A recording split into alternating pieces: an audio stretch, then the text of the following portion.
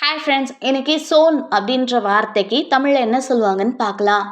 Zone zone இந்த வார்த்தைக்கு தமிழில் என்ன சொல்லுவாங்கன்னா, தைத்தது, ஊசியால் இணைத்தது, தையல் செய்யப்பட்ட. அதாவது துணிகளை நூல் மூலம் இணைத்து தயாரித்த நிலையை குறிக்கிறது தான் சோன். இன்னும் நல்லா புரிஞ்சுக்கிறதுக்காக நம்ம 2 எக்ஸாம்பிள்ஸ் பார்க்கலாம். First example, the dress was beautifully sewn by her. அந்த உடை அவளால் அழகாக தைக்கப்பட்டது.